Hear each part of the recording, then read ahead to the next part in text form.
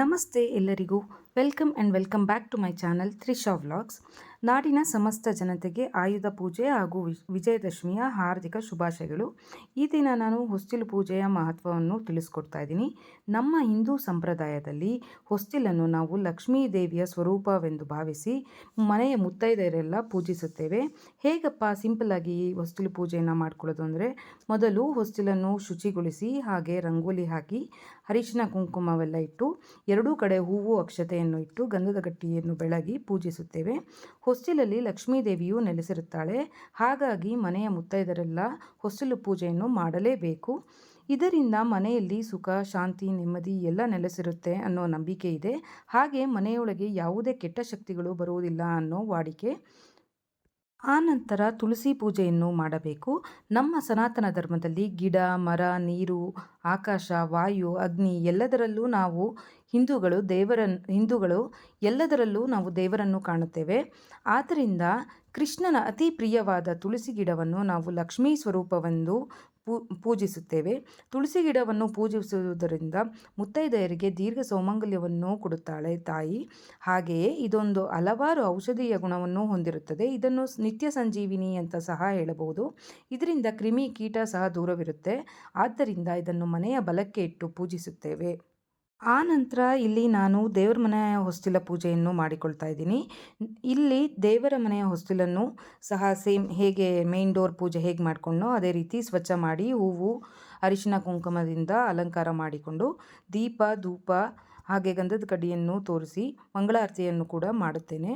ಇನ್ನು ಅದಾದ ನಂತರ ದೇವರ ಮನೆ ಒಳಗೆ ಬಂದರೆ ಮೊದಲೇ ನಾನು ಹಿಂದಿನ ದಿನದ ಹೂವೆಲ್ಲ ತೆಗೆದು ನೈರ್ಮಲ್ಯವನ್ನು ಎಲ್ಲ ತೆಗೆದು ಸ್ವಚ್ಛ ಮಾಡಿ ಈ ದಿನದ ಹೂವಿನಿಂದ ಅಲಂಕಾರವನ್ನು ಮಾಡಿ ಎಲ್ಲ ರೆಡಿ ಮಾಡ್ಕೊಂಡಿದ್ದೀನಿ ಮೊದಲೇ. ಹಾಗೆ ಈಗ ಮೇನ್ ಡೋರ್ ಪೂಜೆ ಹಾಗೂ ನನ್ನ ಮನೆ ಮುಂದೆ ಎಂಟ್ರೆನ್ಸಲ್ಲಿ ನಾನು ಗಣೇಶನ ಇಟ್ಟಿದ್ದೀನಿ. ಸೊ ಅದೆಲ್ಲ ಪೂಜೆ ಮಾಡಿಕೊಂಡು ಈಗ ದೇವ್ರ ಮನೆಗೆ ಬಂದೆ. ಈಗ ಬಂದು ನಾನು ದೇವ್ರ ಮನೆಯಲ್ಲಿ ದೀಪವನ್ನು ಬೆಳಗಿಸ್ತಾ ಇದ್ದೀನಿ.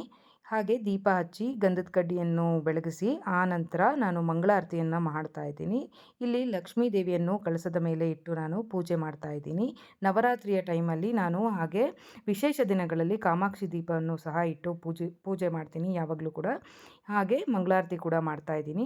ಆ್ಯಂಡ್ ಯಾವಾಗಲೂ ಅಷ್ಟೇ ಮನಃಶುದ್ಧಿಯಿಂದ ದೀಪ ಹಚ್ಚಿ ನಾನು ಹೇಳೋದಿಷ್ಟೇ, ಒಳ್ಳೆ ಮನಸ್ಸಿಂದ ಬೇಡ್ಕೊಳ್ಳಿ. ಹಾಗೆ ಬೇರೆಯವ್ರ ಬಗ್ಗೆ ನೆಗೆಟಿವ್ ಥಾಟ್ಸ್ ಆಗಲಿ ಆ್ಯಂಡ್ ಬೇರೆಯವ್ರ ಬಗ್ಗೆ ಕೆಟ್ಟದನ್ನು ಬಯಸೋದಾಗಲಿ ಅದನ್ನೆಲ್ಲ ಬಿಟ್ಟು ನೀವು ಸಂಪೂರ್ಣವಾಗಿ ದೇವರಲ್ಲಿ ತಲ್ಲೀನರಾಗಿ ನಿಮಗೆ ಏನು ಬೇಕು ಅಂತ ಬೇಡ್ಕೊಳ್ಳೋದಕ್ಕಿಂತ ಇಡೀ ಲೋಕಕ್ಕೆಲ್ಲ ಒಳ್ಳೇದು ಮಾಡಪ್ಪ ದೇವರೇ, ಸರ್ವೇ ಜನ ಸುಖಿನೋ ಭವಂತು ಅಂತ ಬೇಡ್ಕೊಳ್ಳಿ.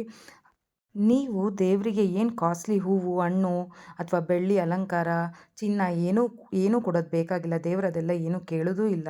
ಸೊ ಹಾಗಾಗಿ ನೀವು ದೇವರಲ್ಲಿ ಎಲ್ರಿಗೂ ಒಳ್ಳೆಯದಾಗಲಿ ಅಂತ ಬೇಡ್ಕೊಳ್ಳಿ. ಆ್ಯಂಡ್ ನನಗನ್ಸಿದ್ದು ಇಷ್ಟೇ, ನಾವು ನಮಗೋಸ್ಕರ ಬೇಡ್ಕೊಳ್ಳೋದಕ್ಕಿಂತ ಬೇರೆಯವ್ರಿಗೋಸ್ಕರ ಬೇಡ್ಕೊಂಡ್ರೆ ದೇವರು ಆ ಇಚ್ಛೆನ ಆದಷ್ಟು ಬೇಗ ಈಡೇರಿಸ್ತಾನೆ. ಸೊ ಹಾಗಾಗಿ ಎಲ್ಲರೂ ಎಲ್ಲರಿಗೂ ಒಳಿತನ್ನು ಭಾವಿಸಿ, ಆಗಷ್ಟೇ ದೇವರು ಒಲ್ದೇ ಒಲಿತಾನೆ ಅನ್ನೋದು ನನ್ನ ನಂಬಿಕೆ. ಇದು ಜಸ್ಟ್ ನನ್ನ ಅನಿಸಿಕೆ.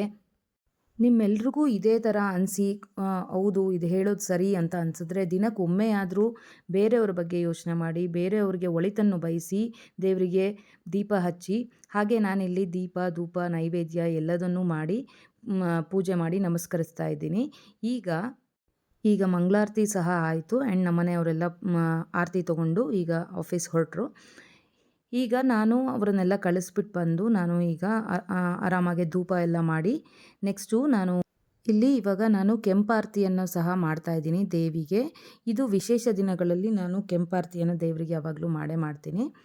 ಕಾಯೋ ಶ್ರೀ ಗೌರಿ ಕರುಣಾಲಹರಿ ತೋಯ ಜಾಕ್ಷಿ ಶಂಕರೀಶ್ವರಿ ಕಾಯೋ ಶ್ರೀ ಗೌರಿ ಕರುಣಾಲಹರಿ ತೋಯ ಜಾಕ್ಷಿ ಶಂಕರೀಶ್ವರಿ ವೈಮಾನಿಕ ಭಾಮಾರ್ಚಿತ ಕೋಮಲಕರ ಪಾದೆ वैमानिक भामार्चित कोमलकरपादे श्रीमान्वित भूमास्पदे कामित फलदे श्रीमान्वित भूमास्पदे कामित फलदे कायौ श्री गौरी करुणालहरी तूय जा ನಿಮಗಿದು ಗೊತ್ತಾ ಯಾವ ಹಾಡು ಅಂತ? ಇದು ನಮ್ಮ ಮೈಸೂರಿಂದ ಸ್ಟೇಟ್ ಆ್ಯಂಥಮ್ ಅಂದರೆ ನಾಡಗೀತೆ ಆಗಿದೆ. ಇದು ನಮ್ಮ ನಾಡದೇವತೆ ಚಾಮುಂಡೇಶ್ವರಿ ತಾಯಿಗೆ 1881ರಲ್ಲಿ ಬಸವಪ್ಪ ಶಾಸ್ತ್ರಿ ಅನ್ನೋರು ಕಂಪೋಸ್ ಮಾಡಿರೋದು. ಮಹಾರಾಜರು ಚಾಮರಾಜ ಒಡೆಯರ್ ಅವರ ಕಾಲದಲ್ಲಿ ಹುಟ್ಟಿಕೊಂಡ ನಾಡಗೀತೆ ಇದಾಗಿದೆ. ಇದರ ಅರ್ಥ ಏನಪ್ಪ ಅಂದರೆ ನಮ್ಮ ನಾಡನ್ನು ಕಾಪಾಡು ತಾಯಿ ಅಂತ. ಹಾಗೆ ಸುಖ ಶಾಂತಿ ನೆಮ್ಮದಿ ಎಲ್ಲವನ್ನು ಕೊಟ್ಟು ಕರುಣಿಸು ತಾಯಿ ಅಂತ ಇದು ಬೇಡ್ಕೊಳ್ಳೋ ಅಂಥ ಹಾಡಾಗಿರುತ್ತೆ. ಆನಂತರ ಕೆಂಪಾರತಿ ಆದ ತಕ್ಷಣ ನಾನು ಇಲ್ಲಿ ಈಗ ದೇವ್ರದ್ದು ಅಷ್ಟೋತ್ತರವನ್ನು ಮಾಡಿಕೊಂಡು ಹಾಗೆ ದೇವ್ರದ್ದು ಸಹಸ್ರನಾಮ ಕೂಡ ಓದ್ಕೊಳ್ತಾ ಇದ್ದೀನಿ. ಅದೇನೋ ಗೊತ್ತಿಲ್ಲ, ಯಾವ ಡಿಸ್ಟರ್ಬೆನ್ಸ್ ಇಲ್ಲದೆ ಕಾಮಾಗಿ ಆರಾಮಾಗೆ ಹಬ್ಬದ ದಿನಗಳಲ್ಲಿ ಅಂದ್ಕೊಂಡು ಟೈಮ್ಗೆ ಶುದ್ಧ ಮನಸ್ಸಿಂದ ಪೂಜೆ ಮಾಡಿಬಿಟ್ರೆ, ಯಾವುದೇ ಅಡೆತಡೆ ಇಲ್ಲದೆ ಪೂಜೆ ಸಾಂಗವಾಗಿ ನಡೆದ್ಬಿಟ್ರೆ ಏನೋ ಒಂಥರ ಮನಸ್ಸಿಗೆ ನೆಮ್ಮದಿ, ಖುಷಿ ಅಲ್ವಾ? ಒಬ್ಬೊಬ್ರಿಗೆ ಒಂದೊಂದರಲ್ಲಿ ಖುಷಿ ಸಿಗುತ್ತೆ. ಹಾಗೆ ನನಗೆ ಈ ರೀತಿ ಪೀಸ್ಫುಲ್ಲಾಗಿ ಕಾಮಾಗಿ ಪೂಜೆ ಮಾಡೋದ್ರಿಂದ ಖುಷಿ ಸಿಗುತ್ತೆ. ಈಗ ಇದಿಷ್ಟು ಆದ ನಂತರ ನಂದು ಪೂಜೆ ಕಂಪ್ಲೀಟ್ ಆಯಿತು. ಹೀಗೆ ನವರಾತ್ರಿಯ 9 ದಿನ ಕೂಡ ಸೇಮ್ ಇದೇ ಥರ ಪೂಜೆ ಮಾಡ್ಕೊಂಡಿದ್ದೀನಿ. ಹಾಗಾಗಿ ನಾನು ನವರಾತ್ರಿಯ ಮೊದಲನೇ ದಿನದ ಪೂಜೆ ಮಾತ್ರ ನಾನು ಇಲ್ಲಿ ಈ ವ್ಲಾಗಲ್ಲಿ ಹಾಕ್ತಾಯಿದ್ದೀನಿ. ಹೀಗೆ ನಾನು ನವರಾತ್ರಿಯ ಒಂದೊಂದು ದಿನವೂ ಕೂಡ ಒಂದೊಂದು ಬಗೆಯ ಹೂವು ಹಾಗೆ ಒಂದೊಂದು ಬಗೆಯ ಹಣ್ಣುಗಳನ್ನು ಇಟ್ಟು ಹಾಗೆ ಒಂದೊಂದು ಬಗೆಯ ನೈವೇದ್ಯಗಳನ್ನು ಇಟ್ಟು ರಾತ್ರಿ ಪೂಜೆ ಹಾಗೆ ಸಂಪೂರ್ಣಗೊಂಡಿದೆ. ಇಷ್ಟು ಅಚ್ಚುಕಟ್ಟಾಗೆ ಈ ಸಲನೇ ಅನಿಸುತ್ತೆ ನಾನು ಕಂಪ್ಲೀಟಾಗಿ ನವರಾತ್ರಿ ದಿನ ನಮ್ಮ ಮನೇಲೇ ಇದ್ದು ಪೂಜೆ ಮಾಡಿ ಮುಗಿಸಿರೋದು. ಯಾಕೆಂದರೆ ಪ್ರತಿ ವರ್ಷ ನಾನು ಅಮ್ಮನ ಮನೆಗೆ ಹೋಗ್ಬಿಡ್ತಾ ಇದ್ದೆ. ಅಮ್ಮನ ಮನೆ ಬಂದು ಬೇಲೂರು. ಸೊ ಈ ವರ್ಷ ನಾನು ದಸರಾ ಹಾಲಿಡೇಸ್ಗೆ ಎಲ್ಲೂ ಹೋಗದೆ ನಮ್ಮ ಮನೇಲೇ ಇದ್ಕೊಂಡು ಪೂಜೆ ಮಾಡಿ ಫುಲ್ ನನಗೆ ಖುಷಿ ಅನ್ನಿಸ್ತು. ಬಟ್ ದಸರಾ ಹಾಲಿಡೇಸ್ಗೆ ಅಮ್ಮ ಮನೆ ಅಂತ ಹೋಗೋದಂತೂ ಮಿಸ್ ಆಗೋಯಿತು. ಆ್ಯಂಡ್ ಮೈಸೂರಲ್ಲೇ ಎಲ್ಲ ರೌಂಡ್ಸ್ ಹಾಕೋಣ ಅಂತ ಅಂದ್ಕೊಂಡ್ರೆ ತುಂಬ ಸಿಕ್ಕಾಪಟ್ಟೆ ಕ್ರೌಡು. ಸೊ ಹಾಗಾಗಿ ನಾವು ಈ ಸಲ ಲೈಟಿಂಗ್ಸ್ ಆಗಲಿ, ಯಾವ ಆಹಾರ ಮೇಳ ಆಗಲಿ, ಕೇಕ್ ಶೋ ಆಗಲಿ ಎಲ್ಲೂ ಹೋಗೋಕ್ಕಾಗಲಿಲ್ಲ. ಆ್ಯಂಡ್ ಎಲ್ಲೂ ಹೋಗಲಿಲ್ಲ ನಾವು ಬೇಕಂತಾನೆ. ಇಲ್ಲೇ ಮನೆ ಹತ್ರ ಇರೋ ಎಲ್ಲ ಟೆಂಪಲ್ಸ್ ವಿಸಿಟ್ ಮಾಡಿದ್ವಿ. ಹಾಗೆ ಮನೆಯವರೆಲ್ಲ ಓಡಾಡಿಕೊಂಡು ಇಲ್ಲಿಲ್ಲೇ ನಮ್ಮ ಮನೆ ಹತ್ರನೇ ಓಡಾಡಿಕೊಂಡು ಖುಷಿ ಪಟ್ಕೊಂಡ್ವಿ. ಹಾಗೆ ಈ ವಿಡಿಯೋದಲ್ಲಿ ನಾನು ಒಂದಷ್ಟು ದೇವ್ರದ್ದು ಪಿಕ್ಸ್ಗಳನ್ನೆಲ್ಲ ಹಾಕಿದ್ದೀನಿ ಹಾಗೆ. ಆ್ಯಂಡ್ ನೆಕ್ಸ್ಟ್ ಬಂದು ನಾನು ಇಲ್ಲಿ ಆಯುಧ ಪೂಜೆ ಸೆಲೆಬ್ರೇಷನ್ ಕೂಡ ಇದೇ ವ್ಲಾಗಲ್ಲಿ ನಾನು ಕಂಟಿನ್ಯೂ ಮಾಡಿಬಿಟ್ಟಿದ್ದೀನಿ. ಹಾಗೆ ಕೆಲವೊಂದು ಸ್ಟಿಲ್ಸ್ ಹಾಕಿಟ್ಟಿದ್ದೀನಿ ನಾನು. ಹಾಗೆ ನಮ್ಮ ಮನೇಲಿ ಆಯುಧ ಪೂಜೆ ಏನು ತುಂಬ ಗ್ರ್ಯಾಂಡ್ ಅಂತ ಏನಿಲ್ಲ, ವೆರಿ ಸಿಂಪಲ್ಲಾಗಿ ಸೆಲೆಬ್ರೇಟ್ ಮಾಡ್ತೀವಿ. ಎಲ್ಲ ವೆಹಿಕಲ್ಸ್ನೂ ನಾವು ಹಿಂದಿನ ದಿನವೇ ಎಲ್ಲ ತೊಳೆದು ರೆಡಿ ಮಾಡಿ ಇಟ್ಕೊಂಡಿದ್ವಿ. ಹಾಗೆ ಬೆಳಗ್ಗೆ ಎದ್ದ ತಕ್ಷಣ ಎಲ್ಲ ಪೂಜೆಯನ್ನು ಮಾಡಿ ಹಾಗೆ ಎಲ್ಲರೂ ಒಂದೊಂದು ವೆಹಿಕಲಲ್ಲಿ ಒಂದು ರೌಂಡ್ ಹೋಗಿ ಬಂದು ಆಯುಧ ಪೂಜೆ ಸೆಲೆಬ್ರೇಷನ್ ಕೂಡ ಕಂಪ್ಲೀಟ್ ಆಯಿತು. ಹಾಗೆ ಲಾಸ್ಟಲ್ಲಿ ನಾವು ಬೂದ್ಗುಂಬಳಕಾಯನ್ನು ನಿವಾಳಿಸಿ ಅದ್ರ ಮೇಲೆ ಆರತಿ ಮಾಡಿ ಮನೆಗೆ ಹಾಗೆ ವೆಹಿಕಲ್ಸ್ಗೆ ಎಲ್ಲ ದೃಷ್ಟಿ ತೆಗೆದು ಪೂಜೆನ ಕಂಪ್ಲೀಟ್ ಮಾಡ್ಕೊಂಡ್ವಿ. ಹೀಗಿತ್ತು ನಮ್ಮನೆ ನವರಾತ್ರಿ ಹಾಗೂ ಆಯುಧ ಪೂಜೆ ಸೆಲೆಬ್ರೇಷನ್ನು. ವೆರಿ ಸಿಂಪಲ್ ಆ್ಯಂಡ್ ನೀಟ್ ಅಂತ ಹೇಳ್ಬೋದು. ನಿಮ್ಮೆಲ್ರಿಗೂ ಈ ವ್ಲಾಗ್ ಇಷ್ಟ ಆದಲ್ಲಿ please do subscribe and share ಮಾಡಿ, ಲೈಕ್ ಮಾಡಿ ಆ್ಯಂಡ್ ಕಮೆಂಟ್ ಮಾಡಿ.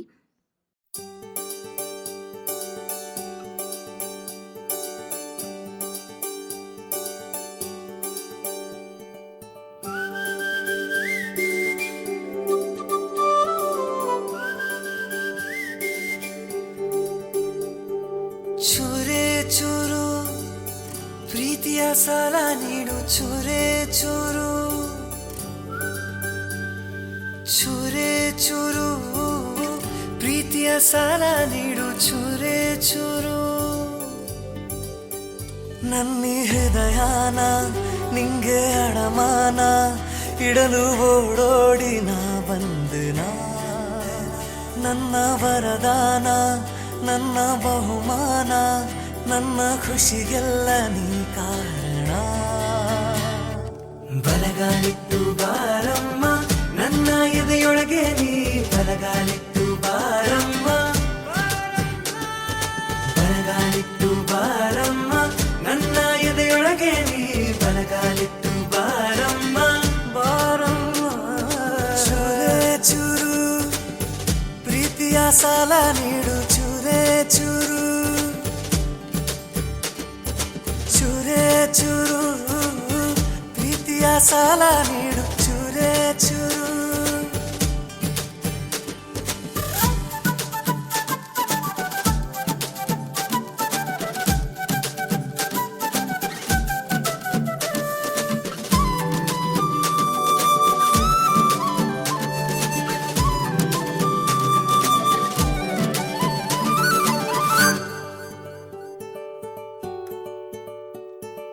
ನೀನ್ಯಾರೇ ಮಾಯಾವಿ ಪ್ರೀತಿಲಿ ಮೇಧಾವಿ ಹೃದಯನ ಕದ್ದೋಳು ನೀನೇನಾ ನನ್ನೆದೆಯ ಸುಕುಮಾರಿ ನಾ ಹೋದೆಯ ಮಾರಿ ಎದೆಯಲ್ಲಿ ಅಲೆದಾಟ ನಿಂದೇನಾ ಪದೇ ಪದೇ ಸತಾಯಿಸೋ ಕಣ್ಣಿನ ಭಾಷೆನ ಕಣ್ಣಲ್ಲಿಯೇ ವಿಚಾರಿಸೋ ಆಸೆನಾ ನಿನ್ನಿಂದಲೇ ಈಗಾಗಲೇ ಜೋಪಾನ ನೀನಿಲ್ಲದ ಈ ಜೀವನ ಬರಿ ಮೌನ ನನ್ನಿ ಹೃದಯನ. ಹಾಗೆ ಇನ್ನೇನು ಎಲ್ಲ ಪೂಜೆ ಮುಗೀತಲ್ಲ, ಎಲ್ಲರೂ ಜಾಲಿ ಜಾಲಿ ರೈಡ್ ಅಂದ್ಕೊಂಡು ಹೋದ್ವಿ. ಎಲ್ಲರೂ ಒಂದೊಂದು ಗಾಡಿ ತೊಗೊಂಡ್ವಿ, ಒಂದೊಂದು ರೋಡೆಲ್ಲ ರೌಂಡ್ ಹಾಕ್ಕೊಂಡು ಬಂದ್ವಿ.